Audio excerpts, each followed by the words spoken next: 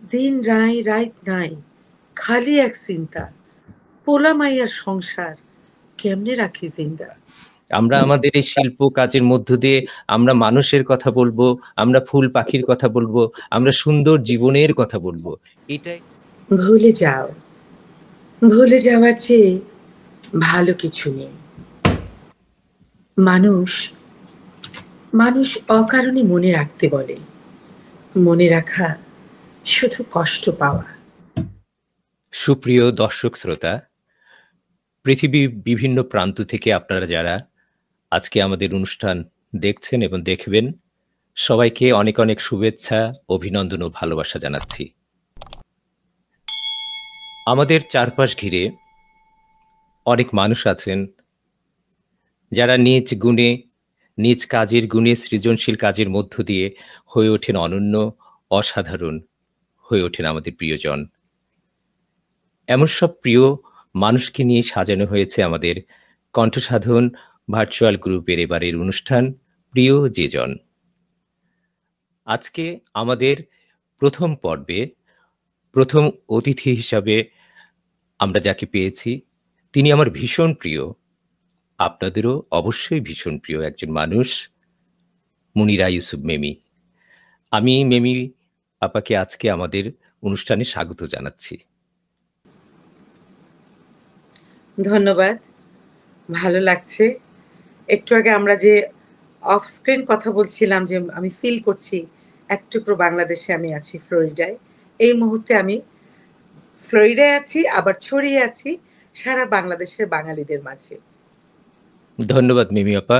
আমি ওটাই বলছিলাম, আমরা এক টুকরো বাংলাদেশ গড়ে তুলেছি আজকে এই ফ্লোরিডা মাটি থেকে, এবং আমাদের উদ্দেশ্য একটাই যে পৃথিবীর বিভিন্ন প্রান্তে যারা বাংলা ভাষাভাষী সবাইকে নিয়েই আমাদের কাজ করে যাওয়া। এবং আপনাকে আজকে পেয়ে আমরা ভীষণ আনন্দিত। মিমি আপা, সম্ভবত একটু সমস্যা হয়েছে। সুপ্রিয় দর্শক শ্রোতা, এই সাময়িক সমস্যার কারণে ক্ষমা চাচ্ছি আপনাদের কাছ থেকে। অন্তর্জালে যে সমস্যাটা হয় সবসময়, যে টেকনিক্যাল কিছু সমস্যার কারণে আমরা অনেক সময় নিজেকে হারিয়ে ফেলি। আমরা মেমি আপাকে আবার ফিরে পেয়েছি আমাদের মাঝে। মেমি আপা, আমরা সরাসরি আহ, অনুষ্ঠানে চলে যাব, তার আগে একটা কথা আমি একটু জিজ্ঞেস করি আপনাকে। সেটা হচ্ছে, আমি যখন আপনাকে প্রথম দেখেছি, আমি জেনেছি তখন আপনি মঞ্চ নাটক করতেন, থিয়েটার আরামবাগের সাথে ছিলেন। আমি সে সময় পড়াশোনার সূত্র ধরে ঢাকাতে এবং নিয়মিত মঞ্চ নাটক দেখতাম, এবং মঞ্চ নাটকের প্রতি আমার একটা নেশা ছিল। যদিও আমার নাটক করা সম্ভব হয়নি, কিন্তু আমি সেই সময় দৈনিক বাংলা বাজার পত্রিকায় মঞ্চ নাটকের উপর ফিচার লিখতাম মাঝে মাঝে। সেই সূত্রে যা হতো, এবং আপনাদের অনেকের সাথে সে সময় পরিচয়। আহ, তো সেই সময় আপনাকে আমি দেখেছি মনিরা মেমি নামে। মেমি ব্যাপার ওখানে আবার সমস্যা। সবাই বিষয়টাকে একটু অন্যভাবে বা একটু ক্ষমা সুন্দর দৃষ্টিতে দেখবেন, যেটা হয় অন্তর্জালে। মেমি আপাকে আমরা জানি ভীষণ জনপ্রিয় একজন আহ, অভিনেত্রী, সবসময় নিয়মিত টেলিভিশনে নাটক করছেন অনেক আগের থেকে। তার আহ, ভীষণ জনপ্রিয় একটি নাটক ছিল অনেক বছর আগে, আমি দেখেছিলাম, ফিরিয়ে দাও অরণ্য। সেটা নাটকের মধ্য দিয়ে মেমি আপাকে আমার জানা চেনা, আমাদের সবারই ভীষণ প্রিয় হয়ে ওঠেন মেমি আপা। এবং আজও তিনি মঞ্চ নাটক এবং থিয়েটার এবং নিয়মিত নাটক করে যাচ্ছেন, এবং নাটকের পাশাপাশি আমরা ওনাকে সবসময় দেখি এখন সোশ্যাল মিডিয়াতে নিয়মিত আবৃত্তি করে যাচ্ছেন। মেমি আপা, আমি যে কথা বলছিলাম আপনাকে, যে তখন মঞ্চ আপনাকে নাটক। মনিরা মেমি হিসাবে জানতাম, পরবর্তীতে বিবাহ সূত্র ধরে আপনি হলেন মনিরা ইউসুফ মেমি, এবং আজকে সোশ্যাল মিডিয়াতে আপনাকে দেখছি মনিরা বেগম মেমি নামে, এবং নিয়মিত আপনার আবৃত্তি শুনে মুগ্ধ এই হচ্ছি। এই যে ইউসুফ এবং বেগম, হ্যাঁ, এই এটা নামের একটা অদ্ভুত গল্প আছে, হ্যাঁ, পরে সেটা বলি। সেটা আমরা আপনারটা একটু শেষ করি। শুরুতেই শুনতে চাই। এটুকু শুনেই আমরা আচ্ছা। আমরা আমরা যেতে চাই মূল অনুষ্ঠানে। আসলে কি, নাম তো, নাম হচ্ছে কর্মে, নামটা বড় কথা না। তো আমার নামের সাথে বেগম আছে, এটাতে আমার কিছু মানে যায় আসে না, বাবা মার দেয়া নাম। তো আমার যখন বিয়ে হলো, বিয়ের পরপরই ২ মাসের মধ্যে আমি বিটিভিতে, তখন তো একমাত্র বিটিভি, বিটিভিতে আমার বিয়ের পরপর একটা নাটক করলাম। সেখানে আমার ইউসুফের বন্ধু বা কেউ ছিল হয়তো। তো তো উনি মনিরা বেগমের জায়গায় উনি ইউসুফটা লাগিয়ে দিয়েছেন।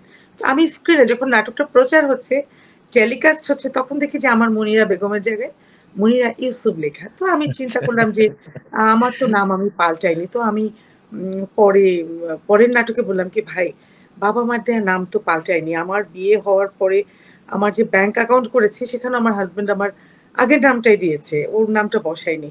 আমার আগের নামটাই রেখেন। বলল, "আচ্ছা ঠিক আছে।" নেক্সট নাটকে আবার তার ১ মাস পর। নেক্সট নাটকে আবার আমার নাম হলো মনিরা বেগম মিমি। তো তখন তো বিটিভির একটু কেউ একটা মানে একটা দৃশ্য করলেও তাকেও সবাই চিনত। হুম। তো আমি পরের দিন মার্কেটে গেছি। তো এক ভদ্রমহিলা মধ্যবয়স্ক বলে, তার আগে আমাদের এক খুব জনপ্রিয় আর্টিস্টের একটা ম্যারিড লাইফ এর একটা অ্যাক্সিডেন্ট হয়েছিল। তো আমাকে বলে কি, "তোমরা পারো। এই তোমাকে এত পছন্দ করতাম। মাত্র মাসখানেক হলো তোমার বিয়ে হলো। স্বামীর নামটা বসালে। আবার কালকের নাটকে দেখলাম তোমার স্বামীর নামটা নেই। কি করো এসব তোমরা?" আমি তো মেলাতে পারছি না ব্যাপারটাকে। তখন আমি মনে হলো যে ওই যে বিয়ের পর ইউসুফ, আবার ১ মাস পর মনিরা বেগম। তো উনি ভাবছে আমাদের আর ডিভোর্স হয়ে গেছে, নাম বসিয়েছি, আবার নাম বাদ দিয়েছি। তো আমি বিটিভিতে নেক্সট নাটকে বললাম, "ভাই মাফ চাই, দোয়াও চাই, ইউসুফই থাকুক প্লিজ।" এরপর আমার ইউসুফই হলো। কিন্তু ইন্টারেস্টিং হচ্ছে বিয়ের পর আমার পাসপোর্ট হওয়া, ব্যাংক অ্যাকাউন্ট, এমনকি এই যে ন্যাশনাল আইডি তো আমাদের বেশি দিন হয় নাই হয়েছে। সব জায়গায় আমার হাসব্যান্ড কিন্তু ওই এখনো মুনিরা বেগম মেমি। এরপরে ফেসবুকে আমার মুনিরা ইউসুফ মেমিই ছিল। এরপরে আমাদের একদিন শুটিং এ এক ভদ্রলোক, খুব ভালো বোঝেন উনি এই ফেসবুক। তো অনেক আর্টিস্টদেরটাই দেখছেন যে কার ফেসবুক কতটা নাজুক হয়ে আছে, যে যেকোনো সময় হ্যাক হতে পারে। তো বলল, "আপা আপনারটা দেখে আমারটা দেখে" বলল, "আপা ৩ সেকেন্ডও লাগবে না আপনারটা হ্যাক হতে।" তখন আমি বললাম, "কি করা যায়?" বলে, "আপনার পাসপোর্ট নেম কোনটা?" তো আমি বললাম, "মুনিরা বেগম মেমি।" হুম। "প্লিজ আপা এই নামেই ফেসবুকটা করেন।" আবার করলাম মুনিরা বেগম মেমি। ১ টা মাস পর্যন্ত আমার ইনবক্স ভরে গেল। "কি হয়েছে? কি হয়েছে তোমাদের?" মানে এক অদ্ভুত। এই হলো আচ্ছা। আমার ইউসুফ আর মেমির কাহিনী। চমৎকার একটা কাহিনী আমরা শুনলাম। আ সেই মনিরা মিমি থেকে মনিরা ইউসুফ মিমি হয়ে ওঠা এবং আজকে মনিরা বেগম মিমি। এবং জি। যেটা হয় যে সবকিছুর মূলে একজন আমি। রবীন্দ্রনাথের সেই কবিতার মতো, "আমারই চেতনার রঙে পান্না হলো সবুজ, চুনি উঠল রাঙা হয়ে। আমি চোখ মেললুম আকাশে, জ্বলে উঠল আলো পূবে পশ্চিমে। গোলাপের দিকে চেয়ে বললুম সুন্দর, সুন্দর হলো সে।" এই যে এই চেতনা বোধ নিয়ে যে একজন হয়ে ওঠা মানুষ, একজন আমি, আমাদের মনিরা ইউসুফ মিমি। মিমি আপা, আমরা এখন আপনার থেকে ১ম এ কি শুনবো? আপনি তো অনেক মানে কি বলবো সেই থিয়েটার থেকে আ আবৃত্তি শিল্পী এবং লেখালেখি করছেন। তো আমরা ১ম এ আপনার উম একটা কবিতা দিয়ে শুরু হোক। কারণ আমি আপনার কবিতা এখন যে কবিতা শুনছি, আবৃত্তি শুনছি সোশ্যাল মিডিয়ার আ কল্যাণে আমার ভীষণ প্রিয়। আপনি একজন ভীষণ প্রিয় আবৃত্তি শিল্পী। আমি মুগ্ধ হই। সবসময় আমার মতো দর্শক শ্রোতাও আমি মুগ্ধ হন। মহাদেব সাহার একটা কবিতা একটু চেষ্টা করি। জি। ভুলে যাও, ভুলে যাওয়ার চেয়ে ভালো কিছু নেই। মানুষ মানুষ অকারণে মনে রাখতে বলে। মনে রাখা শুধু কষ্ট পাওয়া। কেন কষ্ট পাবে? ভুলে যাওয়াই মুক্তির আনন্দ। মনে রাখা বন্ধন, যন্ত্রণা। এই মনে রাখা থেকে মুক্তি পেয়ে ব্যাসদেব জন্মেই কবি। এই মোহ বন্ধন ছিন্ন করে বুদ্ধের নির্বাণ লাভ। ভুলে যাও, ভুলে যাও, ভুলে যাও কাকে কি দিয়েছ কথা, কোথায় কি প্রতিজ্ঞা করেছ, রুমাল নিয়েছ কার, কার হাতে দিয়েছ গোলাপ। এইসব এইসব গন্ধ স্পর্শ মনে রাখবার মতো কিছু নয়। ভুলে যাও, ভুলে যাওয়াই প্রকৃত সুখ, প্রকৃত বৈরাগ্য। ভুলে যেতে না পারলে কেউ বাঁচতে পারে না। কঠিন শীতের দুঃখ ভুলে যেতে পারে বলেই বসন্তের এত ফুল। গ্রীষ্মের খরতাপ ভুলে যায়, তাই তো বর্ষা এমন সজল, মেঘ এমন প্রশান্ত। ভুলে যেতে না পারলে কোনো শিল্প হতো না, সৌন্দর্য হতো না। প্রকৃত ভালোবাসাও আসলে ভুলে যাওয়া। ভুলে যাও। ভুলে যাওয়ার চেয়ে ভালো কিছু নেই। ভুলে যাওয়ার চেয়ে আসলেই ভালো আর কিছু নেই। সত্যি ভুলে যাওয়াটাই হচ্ছে ভালো। কোনো ক্ষেত্রে। একদম। খুব চমৎকার। চমৎকার শুনলাম, খুব ভালো আমার লাগলো। সাউন্ড ঠিক ছিল?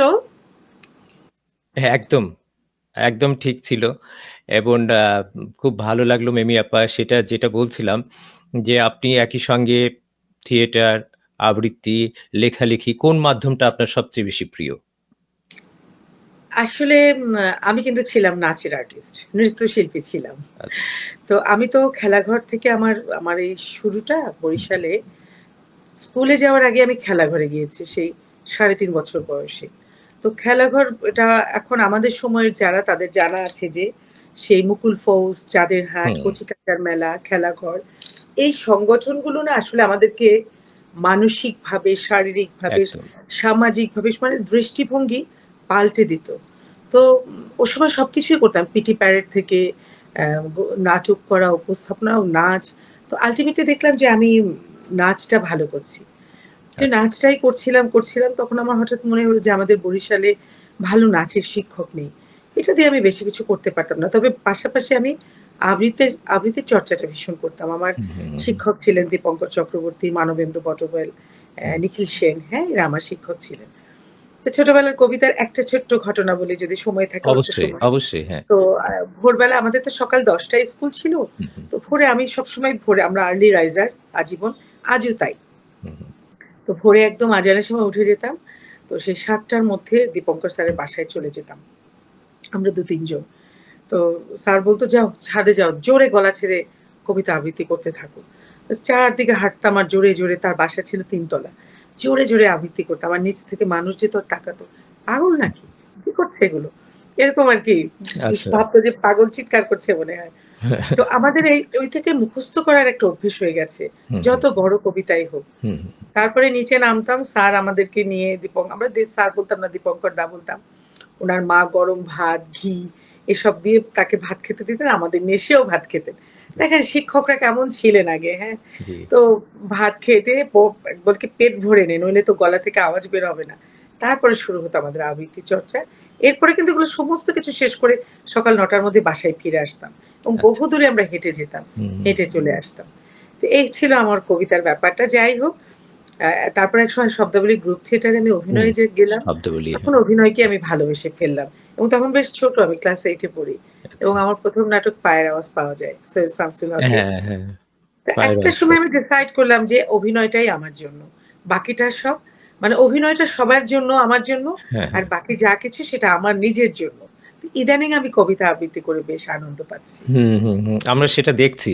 আসলে যেটা একজন প্রকৃত অভিনয় শিল্পী হিসেবে গড়ে ওঠার জন্য আপনার আবৃত্তি, আপনার এই যে নৃত্য সবকিছু কিন্তু সহায়ক হিসাবে কাজ করেছে সে সময়। হুম, অবশ্যই। একদম। আর বা সেটাই আমি ওটা আ যে বলছিলাম যে আজকে ওইভাবেই আমি নিজেও একটা অদ্ভুত মিল হয়ে গেল আপনার সাথে। আমি নিজেও কিন্তু আমার শুরুটা একদম খেলাঘর আসর দিয়ে। ও! আমি পাবনাতে সেই গানগুলো মনে আছে খেলাঘরের? আবার এখন সে সময় ছোটবেলায় কোরাস আমার কিন্তু করতাম মনে আমরা। আছে। আমরা কোরাস করতাম একসাথে তোরা সব। আমি হ্যাঁ, দুর্জয় খেলাঘর আসর করতাম পাবনা। আচ্ছা। আপনি ২-১ টা গানের বলেন তো আমার দেখি মনে পড়ে যাবে। যেমন আমরা তো সৈনিক, শান্তির সৈনিক, অক্ষয় উজ্জ্বল সূর্য। এই একটা ছিল। এক তারপর ছিল খেলা ঘরে খেলতে তোরা আয় রে আয়। হ্যাঁ, শান্তি এইটা মনে এইটা পড়ছে। এটা ছিল। হ্যাঁ, একদম। তারপরে আমাদের অনেকে হ্যাঁ, বাইরে যেত। তো এই গানটা আমরা আবার শিখলাম ওই যে "We shall we overcome, shall we overcome. আমরা shall" অনেকবার এটা। করেছি এটা। এটা অনেকবার করেছি সবাই একসাথে। কি যে একটা তাকে মজা, তখন আনন্দ। জীবনমুখী হুম, গান জীবনমুখী আর গান যে বেশি হতো। চর্চাগুলো, হ্যাঁ, আসলেই একদম, আমাদের সচেতনতা সেই ছোটবেলায় তৈরি হয়েছিল আসলে। সেটাই। তো মিমি আপা আরেকটি কবিতা হোক। আরেকটি হুম, ছোট করে বলি। আমার খুব প্রিয়। এই কবিতা দিয়ে আমি জাতীয় পুরস্কার পেয়েছিলাম এবং এই কবিতাকে ভালোবেসে আমি আমার কবিতার ক্যারিয়ারটাকে আরো একটু সুন্দর করার চেষ্টা করেছিলাম। এটা আচ্ছা, তখন আমি ক্লাস 8 এ পড়ি। রবীন্দ্রনাথের। "ওগো বাঁশিওয়ালা, বাজাও তোমার বাঁশি, শুনি আমার নূতন নাম।" এই বলে তোমাকে ১ম চিঠি লিখেছি। মনে আছে তো? আমি তোমার বাংলাদেশের মেয়ে। সৃষ্টিকর্তা পুরো সময় দেননি আমাকে মানুষ করে গড়তে। রেখেছেন আধা-আধি করে। অন্তরে বাহিরে মিল হয়নি সেকালে আর আজকের কালে। মিল হয়নি ব্যথায় আর বুদ্ধিতে, মিল হয়নি শক্তিতে আর ইচ্ছায়। আমাকে তুলে দেননি এ যুগের পারানি নৌকোয়। ছলা আটক করে ফেলে রেখেছেন কালো স্রোতের ওপারে বালুডাঙায়। এটা কি থাক? হ্যাঁ, এটা অনেক বড় কবিতা। অনেক বড় ১০৭ অনেক লাইন। ৭ লাইন। মুখস্থ। মাঝখানে ভুলে গিয়েছিলাম। এখন আবার আচ্ছা। এটা মুখস্থ হয়ে গেছে। আমি ব্যাপার আরেকটি প্রসঙ্গে একটু জিজ্ঞেস করি আপনাকে। আমি ওকে। জানি যে আপনি যেটা বলছিলেন ১ম এই আপনি খুব নিয়মের মধ্যে চলেন। খুব ভোরবেলা ঘুম থেকে ওঠেন এবং একদম খুব মানে সকাল, সকাল মানে ঘুমিয়ে পড়েন। এই যে একটা নিয়মের মধ্যে চলা এটা কখন থেকে শুরু? এটা ছোটবেলা থেকেই। তবে একটা সময় তো ছন্দপতন হয়। মনে করেন যখন আ বিয়ে হলো, বাচ্চার মা হলাম, তখন তো সময়-টময় এগুলো আর ঠিক থাকে না। একটা ছন্দের বাইরে চলে গেলাম। আবার উপলব্ধি করলাম যে এই ছন্দের বাইরে যাওয়া যাবে না এবং ছোটবেলা বাচ্চাটাকেও আমি ওইভাবে তৈরি করে ফেললাম। যে আসলে না বাচ্চারা তো বাবা-মাকে পরিবারকে ফলো করে। যার সাথে থাকে বাবা-মার ঘুমের অভ্যেস, বাবা-মার অভ্যেস, বদঅভ্যেস সবকিছুই তো বাচ্চারা কনসিভ করে ফেলে সেই ছোটবেলায়। তো আমিও আমার বাচ্চাটাকে আমি মনে হলো যে আমি ঘুমিয়ে পড়লে আমার বাচ্চাটাও ঘুমাবে। এবং আমি জানি যে কোনো অভ্যেস আ পাল্টাতে আসলে ৩ সপ্তাহ লাগে। এটা মেডিকেল হুম, সায়েন্স ও বলে। হুম, তো আমি চট করে মনে হলো যে আমি যদি আমার বাচ্চাটাকে টাইম চেঞ্জ না করি, আমার বাচ্চাও তাহলে আ অভ্যাস খারাপ হয়ে যাবে। তারপর তো ওকেও খুব আর্লি স্কুলে দেই। স্কুল আবার ২ টা শিফট ছিল। মর্নিং একটা, ডে শিফট। ছোটবেলা থেকে আমি ওকে মর্নিং শিফটই দিয়েছি যে না, তাহলে ওর ঘুমের অভ্যাসটা নষ্ট হবে। কারণ একটা মানুষকে সংসারে কিন্তু কাউকে না কাউকে ঘিরে কিন্তু জীবনটা থাকে বেশি। হুম, তো আমার সন্তান দেখা দেখা যাবে ওর ডে শিফটে দিলে ও ঘুম থেকে দেরিতে উঠবে। হুম। তো ওইভাবে আমার বাচ্চাটাও এরকম তৈরি হয়ে গিয়েছিল যে তো বাসায় সবাইকে আমি আর্লি রাইজার করে ফেলেছি। সবাই তাড়াতাড়ি উঠি। এটা অভ্যাস মানে আমি রাত জাগলে আমি পিছিয়ে যাই। হ্যাঁ, মাঝে, মাঝে একদম। রাত জাগি। আমি উইকেন্ডের আগের দিন ১ দিন ২ দিন আমি রাত জাগি। যেমন গতকাল, গত পরশুটা বেশি জেগেছি। আবার গতকাল আমি আমার ঠিক টাইমে চলে এসেছি যেহেতু আজকে হুম, সানডে হুম, হুম, হুম। আমাদের তো উইকডেজ। অ্যা এটা আসলে ইচ্ছাটা আসল। ইচ্ছা একদম ইচ্ছাটা এবং একটা এবং সন্তানও দেখেছি যে হ্যাঁ, তারা হ্যাঁ, কিন্তু বাবা-মাকে সবচেয়ে বেশি ফলো করে ঠিক। এবং বাবা-মার সেটাই অভ্যাসের আসল। সাথে তারা নিজেকেও গড়ে তোলে সেভাবে। তারপর মনে করেন যে আছে না যে হয়তো আমার হাসব্যান্ড একটু মাঝে, মাঝে দেরিতে উঠে বা ফ্যামিলির অন্য কেউ। এটাকে হুম, আমি খারাপ হিসেবে নিইনি। বরং আমি এটাকে উপলব্ধি করলাম যে সবার আগে যখন ভোরে আমি উঠি, আপনারা তো জানেন আমার শাশুড়ি হুম। মার সাথে আমি আছি। একদম হ্যাঁ, আমি খুব যখন এই পরিবারে এসেছি আমার শাশুড়ির বয়স ছিল ৫০। এখন আমার শাশুড়ির বয়স ৮২-৮৩ চলছে। আজকে ৩২ বছর আমার বিয়ে হয়েছে। তার সাথেও আমি ৩২ বছর পার করে ৩৩ বছরে। তো উনি আমার শাশুড়ি না মা না বন্ধু আমি নিজেও জানি না। সম্পর্কটা কোথায় গড়ালো, হ্যাঁ? আচ্ছা। অদ্ভুত একটা সম্পর্ক এবং কেউ কাউকে ছাড়া থাকতে পারি না। তো উনিও ফজরের নামাজ পড়ে একটু তো শুয়ে পড়েন। তো এই যে আমি যে সকালটা একা ১ টা ঘন্টা বা কিছুটা সময় পাই, আমি বরং নিজেকে তখন আবিষ্কার করি। আমি তখন কবিতা, গান, ১ কাপ চা নিজে একটু একা খাওয়া, আমার ওই যে কবুতর কতগুলো চলে আসে। অনেক কিছু আবিষ্কার করে ফেলি, অনেক কিছু প্ল্যান করে ফেলি। ভীষণ পজিটিভলি নেই যে আমার কোনো পজিটিভ। রাগ থাকে না যে, "ও আমি উঠেছি, কেউ উঠিনি।" এটা না। আমি মনে করি যে তারা আমাকে একটা স্পেস দিচ্ছে। হ্যাঁ, না এটা অবশ্যই একটা জীবনে পজিটিভ দিকটা খুবই গুরুত্বপূর্ণ। প্রত্যেকটা মানুষেরই পজিটিভ দিকটা থাকা বেশি প্রয়োজন। সুন্দর জীবনযাপনের জন্য। আমরা অনেককে দেখতে পাচ্ছি মিমি আপা আমাদের এই অনুষ্ঠান, আমাদের প্রিয় যেজন অনুষ্ঠানে অনেকেই দেখছে তাই অনেক নাকি? দর্শক শ্রোতা আমাদের সাথে আচ্ছা, ইতিমধ্যে আচ্ছা। অনেকেই ধন্যবাদ মানে তাদেরকে। হ্যাঁ, যুক্ত হয়েছে এবং তারা বিভিন্নভাবে কমেন্ট করছে। আমি সেটা আমার স্ক্রিনে দেখতে পাচ্ছি। আমরা কমেন্টগুলো পরে একসময় পড়ে শোনাবো। তো মেমি আপা আপনার থিয়েটার নিয়ে আমি একটু থিয়েটার প্রসঙ্গে বলি, নাটক প্রসঙ্গে বলি। থিয়েটারের কথা তো শুনলাম, আপনি থিয়েটার আরামবাগের সাথে একদম শুরুতে কাজ করেছেন। পরবর্তীতে আপনি টিভি নাটকে ভীষণ ব্যস্ত হয়ে পড়েন এবং অসংখ্য টিভি নাটকে আমরা আপনাকে পেয়েছি একদম শুরু থেকেই। সেই যে ফিরিয়ে দাও অরণ্য, অসাধারণ আপনার অভিনয়। সে অভিনয়ে আমি মুগ্ধ। তখন থেকে আমি আপনার ভক্ত, অভিনয়ের ভক্ত। এবং তার পরবর্তীতে এত নাটক, পর একটা সময় কিন্তু আপনাকে আমরা হারিয়ে ফেলেছিলাম। মাঝখানে আপনি অনেকদিন টিভি নাটক থেকে দূরে ছিলেন। অসংখ্য বিজ্ঞাপন আপনি করেছেন সে সময় টেলিভিশন বিভিন্ন চ্যানেলে। এই যে বিরতি, আবার কিন্তু আপনি ফিরে এসেছেন। এই বিরতি এবং ফিরে আসা সম্পর্কে ছোট্ট করে একটু শুনি। বিরতিটা আমি নিজেই নিয়েছি যে আমার বাচ্চাটা ছোট। কারণ আমরাও অনেক বড় পরিবারের বাচ্চা সন্তান তো ১০ ভাই বোনের। তো আমরা দেখেছি যে মা একটা ফ্যাক্টর একটা পরিবারে ভীষণ। হ্যাঁ, মাকে অনেক স্যাক্রিফাইস করতে হয়। মা হওয়া এত সহজ না। আবার মা হওয়াটাকে সহজ করে নিলে মা হওয়াটা সহজ। তো ওইজন্য আমি নিজে থেকে আমি ভীষণ লাকি যে আমার কাছে মনে হচ্ছে পৃথিবীতে সবচেয়ে বড় পাওয়া হচ্ছে ফ্রিডম, বিশ্বাস। আমি আমার এই পরিবারে সেটা পেয়েছি। আমার কাছে হ্যাঁ, হ্যাঁ, হুম, হ্যাঁ, অনেক বড় একটা ব্যাপার। তো আমার বাচ্চার জন্য আমি নিজে স্যাক্রিফাইস করেছি যে না আমাকে ওর জন্য স্যাক্রিফাইস করতে হবে এবং আমি পারবো একসময়। তো ঠিকই আছে। আমি একসময় যে ব্যাক করেছি, কাজ করেছি। আবার গুটিয়ে নিয়েছি। তার কারণ হচ্ছে যখন প্যাকেজ নাটকটা হুম, সাথে আমি অ্যাডজাস্ট করতে পারছিলাম না নানা কারণে। তখন আবার নিজেকে গুটিয়ে নিয়েছি। মঞ্চ নাটক থেকেও একটা কারণে নিজেকে গুটিয়ে নিয়েছি। তবে মঞ্চ নাটক থেকে গুটিয়ে নিয়েছিলাম একটু অভিমান করে। এটা ঠিক না। এটা আমি নিজে এখন ধিক্কার দেই, বকা দেই যে হুম, হুম, অভিমানটা তো আসলে করে লাভ হলো না, লস হলো। হয় কি মঞ্চ নাটকটার চর্চা না হলে হঠাৎ করে করাটা খুব কঠিন। যেটা টেলিভিশন নাটকে হঠাৎ করে কঠিন হয় না, পারা হ্যাঁ, যায়। হ্যাঁ, তো আমি আশাবাদী যে আমি আবার হয়তো মঞ্চ নাটক আ শুরু করব নেক্সট ইয়ারে। নেক্সট ইয়ার তো আর বেশি দিন নাই ইনশাআল্লাহ। এই তো আসলে বললাম না সবকিছুই নিজের উপর।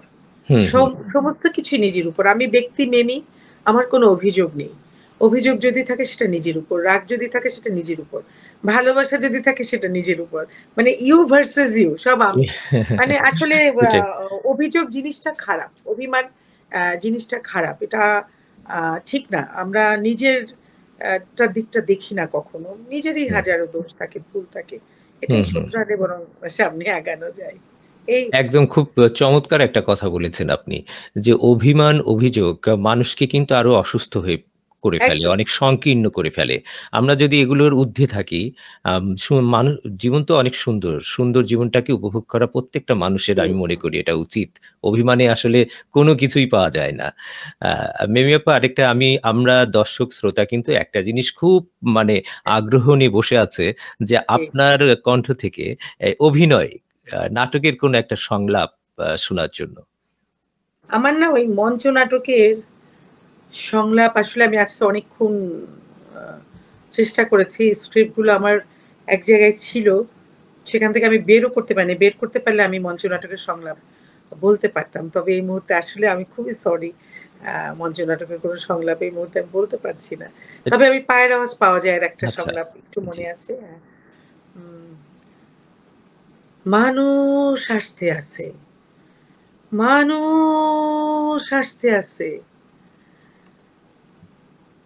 দিন নাই রাইত নাই, খালি এক চিন্তা, পোলা মাইয়ার সংসার কেমনে রাখি জিন্দা। বাচ্চার ক্ষুধার মুখে শুকনা দুধ দিয়া খাড়ায় আছে খালি এক জিন্দা মুখ লয়ে। ইচ্ছা করে নয়া সাগর জায়গা চলিয়া, ঘর বাড়ি সংসার বেবাক ফালাইয়া। সৈয়দ শামসুল হকের একটা ছন্দের ছিল। জি। যদিও এই সংলাপগুলো আমার না, এই সংলাপ ছিল এই নাটকের এক যুবতীর। কিন্তু মাতবরের মেয়ের যে চরিত্রে আমি অভিনয় হুম, করেছি, হুম, হুম। সেই সংলাপগুলো আমার আসলেই মনে নেই। আমার আসলে একটা স্ক্রিপ্ট নিয়ে বসা উচিত ছিল। কিন্তু আমি স্ক্রিপ্টগুলো আমার খুবই যত্নে আছে। হ্যাঁ, হ্যাঁ। সম্ভবত এখান থেকে ওখানে কোথাও একটা জায়গায় এক ড্রয়ার থেকে আরেক ড্রয়ারে হয়তো চলে গেছে। এটা হতে পারে। আচ্ছা, আচ্ছা। হ্যাঁ। আ তারপরেও ভীষণ ভালো লাগলো আমরা এই ফাঁকে আপনার নাটকের একটা সংলাপ শুনলাম। আ পরবর্তী কোনো অনুষ্ঠানে হয়তো আপনাকে পেলে আমরা তখন আরো বেশি করে হ্যাঁ, আমরা আমার শুনব। ওই নাটকের সংলাপ খুব ভালো হতো। আমি একটা একক নাটক করেছিলাম। জি। 'ফুলরানী আমি টিয়া'। নাটকের ডিরেক্টর, রাইটার কলকাতার রবীন্দ্র ভারতীর একজন শিক্ষক। আর শুনে অবাক হবেন এবং খুশিও হবেন। এই নাটকের আলো মানে লাইট করেছিলেন আলোর জাদুকর তাপস সেন। হ্যাঁ? এটা ২ বাংলার হ্যাঁ, যৌথভাবে হ্যাঁ, হয়েছিল। জি। ১৫ টা মঞ্চায়নই হয়েছিল কলকাতায়। ওপেনিং শো হয়েছিল হ্যাঁ, কলকাতায়। আমি শুনেছি আর আপনার হ্যাঁ, নাটকের তো কথা। এই নাটকটাই আমার যেমন আ একটা স্বপ্ন ছিল, আবার এই নাটকটা নিয়ে একটা মিসআন্ডারস্ট্যান্ডিং হয়ে আমি মঞ্চ নাটক বন্ধ করে দেই। তো আচ্ছা, যাই হোক এই নাটকের অসম্ভব সুন্দর, সুন্দর সংলাপ ছিল। ফুলরানী আমি টিয়া। সময় হলে এটা একটা ছোট অবশ্যই। মঞ্চ নাটক বেশিক্ষণ হুম, না ১ ঘন্টা ১৫ মিনিটেরই। হুম। এই আরকি। আচ্ছা মিমি আপা আমাদের স্ক্রিনে একটু সমস্যার কারণে আমরা দর্শকের মন্তব্য দেখাতে পারছি না। তবে আমি আমার মোবাইল থেকে আমি কিছু মন্তব্য একটু পড়ে শোনাই। অবশ্যই একটু পড়ে শোনান। হ্যাঁ, আমি চাই যে উনাদের সাথে আমিও একটু আপনার মাধ্যমে সংযুক্ত হই। জি। যে আমি এখানে দেখা যাচ্ছে যে আমাদের কণ্ঠসাধন ভার্চুয়াল গ্রুপের মডারেটর কানিজ ফাতেমা সোমা, "মজা পেলাম আপু। আপনার কবিতার আবৃত্তি শুনে ১ম কবিতাটি শুনে খুব মজা পেয়েছে, ভালো লেগেছে।" আবু রাশেদ শামীম, আমাদের কণ্ঠসাধন ভার্চুয়াল গ্রুপের অ্যাডমিন, "খুব সুন্দর আয়োজন, শুভকামনা" এবং আপনার জন্য শুভকামনা জানিয়েছে, অভিনন্দন জানিয়েছে এবং আপনাকে পেয়ে ভীষণ খুশি। কানিজ ফাতিমা সুমা আবার লিখেছে, "অবসর সময়ে কোন কাজ করতে বেশি ভালো লাগে?" এটা আপনার কাছে একটা প্রশ্ন রেখেছে কানিজ ফাতিমা সুমা। এটা আপনার হ্যাঁ, কাছে হ্যাঁ। শুনবো আমরা। চমৎকার উপস্থাপন শরীফ মজুমদার ভাইয়া। আসলে আমি খুব চমৎকার উপস্থাপন করতে পারি না যেটা সুমা নিজে পারে। ও একটা ফুল পাখিদের আসর নামে একটি অনুষ্ঠান সঞ্চালনা করছে আমাদের। আ শরীফ শরীফ হাসান শুভ্র আ আবৃত্তি শিল্পী। সে লিখেছে, "চমৎকার আবৃত্তি। আমরা আপনাকে ভুলে যেতে চাই না।" কনক চৌধুরী চমৎকার একটা কমেন্ট। কনেক কনক চৌধুরী কানাডা থেকে। আ কনক আপা আমাদের একজন আবৃত্তি শিল্পী। উনি লিখেছেন, "খুব প্রিয় ২ জন মানুষ একসাথে এক ফ্রেমে। অনেক, অনেক শুভকামনা।" মাফরুহা রোজি আ উনি লিখেছেন, "মেমি আপা দারুণ সুন্দর আবৃত্তি।" উনি আবার লিখেছেন, "শরীফ মজুমদার ভাই অসম্ভব সুন্দর আপনার সঞ্চালনা, শুভকামনা রইল।" নুরুল আমিন আ উনি আ আমেরিকা ফ্লোরিডা থেকে enjoying from Royal Palm Beach, Florida. আ সুভাষ শারমিন আক্তার পাবনা থেকে, "প্রিয় মানুষ ২ জন।" আ আরিফ আরিফ চৌধুরী উনি লিখেছেন, "শরীফ ভাই ভালো থাকবেন, ইনশাআল্লাহ দোয়া রইল।" আ নুরুল আমিন ভাই আবার বলেছেন, "much love for you dear Sharif ভাই।" থ্যাংক ইউ আমিন ভাই। আ প্রীতি দাস উনি কলকাতা থেকে দেখছেন। কনক চৌধুরী, "মেমি আপা কি সুন্দর করে বললেন।" আচ্ছা। প্রীতি দাস, "নাটকের সংলাপ শুনে ভালো লাগলো।" কনক চৌধুরী, কনক আপা আবার লিখেছেন, "শরীফ মজুমদার ভাইয়া কি প্রাণবন্ত আপনার উপস্থাপনা।" প্রীতি দাস দিদি আবার লিখেছেন কলকাতা থেকে, "শরীফ ভাই অনেক শুভেচ্ছা। খুব ভালো বলেছেন মিমি আপা।" আমরা এ এই পর্যন্ত কমেন্ট পড়লাম। আমরা পরে আরো কিছু কমেন্ট শোনাবো। আমরা মিমি আপা আবার ফিরে যাই। আরেকটি কবিতা আপনার কাছে শুনতে চাচ্ছি। ধন্যবাদ তাদেরকে। তারা ধৈর্য সহকারে এই প্রোগ্রাম দেখছেন। আমাদেরকে উৎসাহ দিচ্ছেন। আ ভীষণ ভালো লাগছে। এই তো আর অবসর সময় আমার কাটে কিভাবে? আমি অবসর আ ব অবসরটাই হচ্ছে আমার কবিতা, গান শোনা, বই পড়া। আরেকটা জিনিস আছে আমি গাছ পছন্দ করি। গাছের যত্ন। হঠাৎ করে বাড়ির কোনো একটা কোণ ধরি যে এই জায়গাটা আজকে একটু গুছিয়ে নেই। এই আমার অবসর। তার মানে বাড়িঘর নিয়ে থাকি না, অবসর মানে তো বন্ধু-বান্ধব আছে, একটু হৈ হুল্লোড় আড্ডা আছে।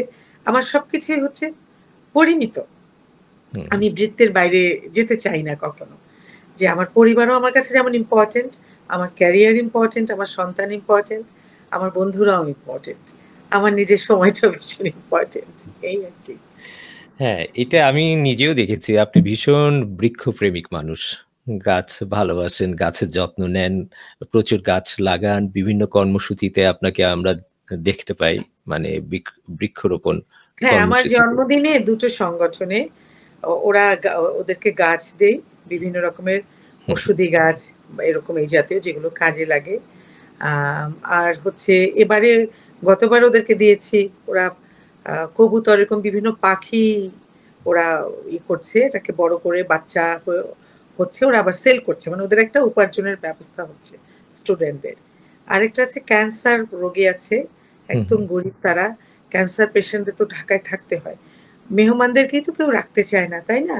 তো একজন পেশেন্টকে তো কেউ রাখবে না। তো এরকম একটা অর্গানাইজেশন আছে, যারা এরকম ওনাদের ওখানেই রাখে এবং চিকিৎসা করে একদম নামমাত্র মূল্যে। খাওয়া আচ্ছা। থাকা সব। তো আমি ওদের সাথে মাঝে, মাঝে আমার জন্মদিন পালন করি।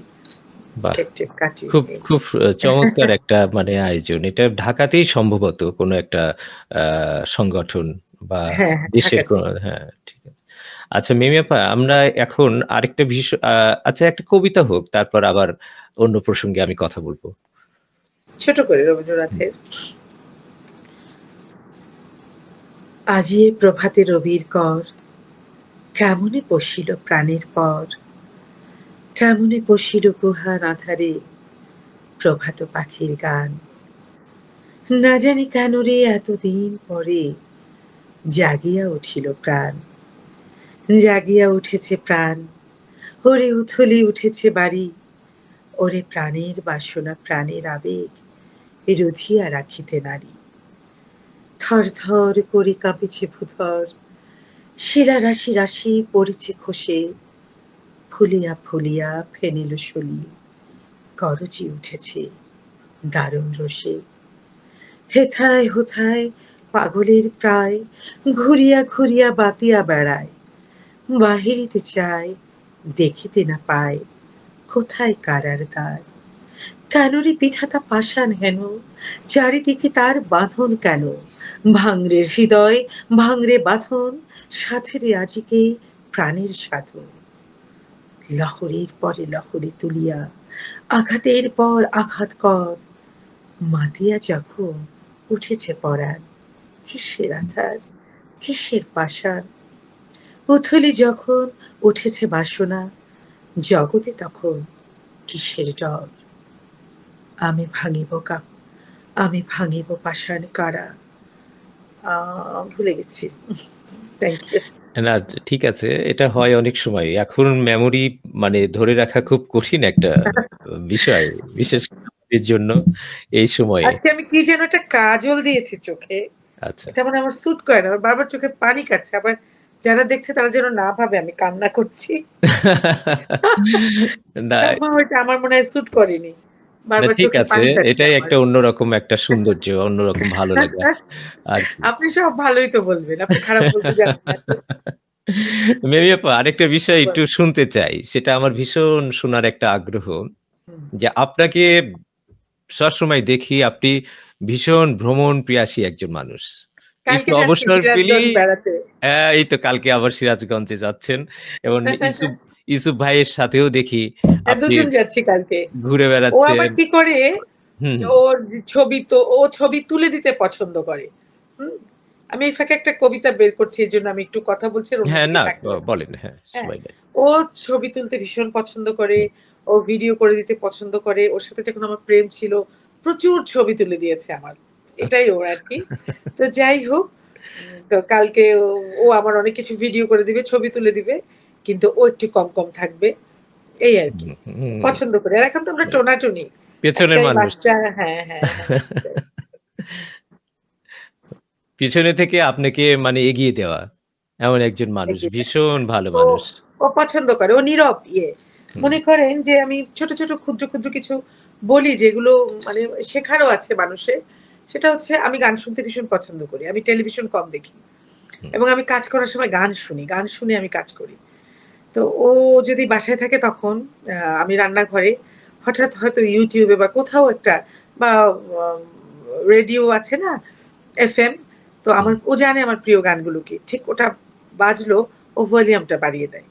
ও মুখে বলবে না যে তোমার প্রিয় গানটা কিন্তু। এগুলো আচ্ছা। বলবে না। বা কোনদিন ও খালি হাতে ফেরে না বাসায়। হুম, আজ অব্দি। একটা বই আনবে, একটা ছোট্ট কোনো কিছু আনবে, একটা কলম আনবে, এই আমার অর্নামেন্টস রাখার একটা ছোট বক্স আনবে বা এক পাতা টিপ নিয়ে আসলো, একটু চুড়ি কিনে নিয়ে আসলো, এক একটা রান্নার বই নিয়ে এখন আসলো। একদম সেই মানে শুরু থেকেই রেসিপি আজও হ্যাঁ, পর্যন্ত এখনো। ও আ কোনদিন খালি হাতে ফেরে না। একটা কিছু নিয়ে আসবে বাহ! আমার জন্য। বাহ! কিন্তু বলে না। এসে আস্তে করে বিছানায় রাখে, সাইড টেবিলে রাখে। মুখে কিছু বলবে না। সেদিন দেখি ছোট্ট একটা নোট বই, খুব সুন্দর। হ্যাঁ। আস্তে করে রেখে দিছে। তারপরে আজকে দেখি একটা ট্রেতে আমার গয়না সাজাচ্ছে। আমি বলছি, "এই ট্রেটাতে তো আমি এটা" বলে কি, "না, তোমার গয়নাগুলো ছড়িয়ে আছে।" তো টুকটুক করে একটা সাজালো। তারপরে আরেকটু পর দেখি আরেকটা কি বক্স আনলো ড্রেসিং টেবিলের উপরে। এই আমার পারফিউম এগুলা দেখে যে এদিক ওদিক, ওগুলাকে লাইন দিয়ে সে সাজালো। আমি বলছি, "আমি তো এখানে এগুলো রাখবো না।" বলে, "যেদিন রাখো, রাখো। আপাতত এরকম থাকুক।" আমি বলছি, "আচ্ছা ঠিক আছে।" ও যা নীরব। একদম আমাদের পক্ষ থেকে উনার জন্য অনেক, অনেক শুভেচ্ছা, ভালোবাসা। উনাকে দেখলেই আমার অন্যরকম ভালো লাগে। খুব শ্রদ্ধা করতে ইচ্ছে করে। এবং পাশাপাশি আপনার শাশুড়িকেও দেখি ভীষণ মানে হ্যাঁ, সুন্দর হ্যাঁ, একটা অসম্ভব, সম্পর্ক। অসম্ভব। একসাথে চা বানাচ্ছেন, একসাথে চা পান করছেন, আড্ডা দিচ্ছেন। এই জিনিসগুলো ভীষণ মুগ্ধ করে আমাদের। উনি অন্যরকম। উনার জন্য দোয়া করবেন। ৮২ হয়ে গেছে তো। আস্তে, আস্তে তো এখন ভাঙছে শরীর উনার। জি। আমার এখন মনটা খারাপ হয়ে যায় মাঝে, মাঝে যে মৃত্যু তো অবধারিত। উনার আগেও আমি চলে যেতে পারি। কিন্তু বয়স তো হয়েছে। আমার না আমার মাকে হারিয়েছে, অবশ্যই কষ্ট পেয়েছি। কিন্তু আমি হুম, না মায়ের সাথে তো এতদিন থাকিনি। আমার এখন বারবার ভেতরে আসে আমি কিভাবে থাকবো উনাকে ছাড়া? আল্লাহ না করুক। আমার আগে যদি উনি চলে যান। এটা হুম। আমাকে খুব ইদানিং খুব পীড়া দেয়। আমার অনেক খারাপ লাগে। এবার আমার চোখে সত্যি, সত্যি পানি আসছে। এই আরকি। জীবনটা তো একটাই জীবন। আসলে এক জীবনে আ বেশি কিছু চাইতেও নেই, আ বেশি জটিল করতেও নেই। জীবনটাকে যত সহজ করে থাকা যায় এবং সত্যি কথা বলতে সেটা আমি এখন আরো বেশি এই মুহূর্তে ফিল করছি যে অনেক আর্টিস্ট আম সবাই তো খারাপ মানে আর্টিস্টদেরকে না তা আমরা তো রিপ্রেজেন্ট করি আমাদের দেশকে, হুম, আমাদের কালচারকে। হুম, হুম, হুম। আর্টিস্ট হোক, খেলোয়াড় হোক, যে, যে, ক্ষেত্রে। আমাদের আসলে নিউট্রাল থাকা উচিত। আমাদের বিক্রি হয়ে যাওয়া উচিত না। খুব এটা সুন্দর আমি ব্যক্তি বলেছেন। মানুষ মনে করি আসলে। একদম আমি আপনার সাথে একমত। লোভ একজন করা উচিত না। হ্যাঁ, লোভ করা উচিত না সবকিছুর ঊর্ধ্বে। শিল্পী, শিল্পী তার যে শিল্প সত্তাটা সেটাই, সেটাকেই প্রকাশ করা উচিত। সেটাই। এর এই মধ্যেই ভুলটা যারা সীমাবদ্ধ থাকা করে উচিত। ওদের তো এখন খারাপ লাগছে, কষ্ট হচ্ছে ওদের। কিন্তু সবাইকে এক কাতারে তো নিয়ে গেছে। যারা ভুল করেছে চাই এরা এই ভুল থেকে বেরিয়ে আসবে। হুম, তারা তো আমার কলিগ, আমি তাদের খারাপ চাইবো না কোনদিনই।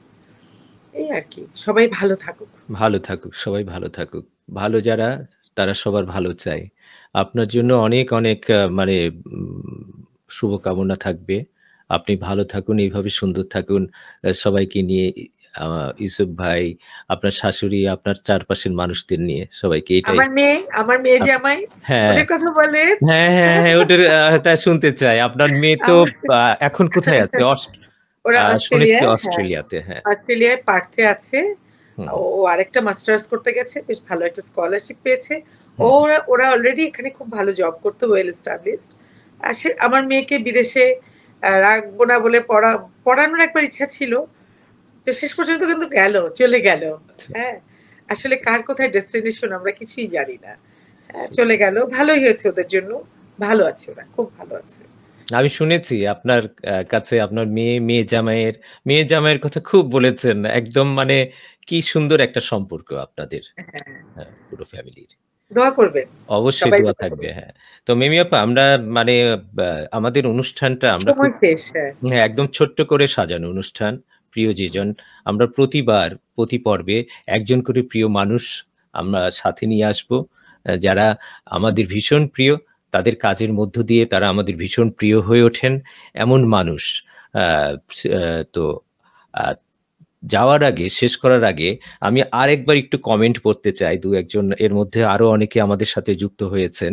আমি দেখতে পাচ্ছি আমাদের অ্যাথেন্স শাওন, আমাদের পুঁথিশিল্পী অ্যাথেন্স শাওন, সে আপনাকে শুভেচ্ছা জানিয়েছে।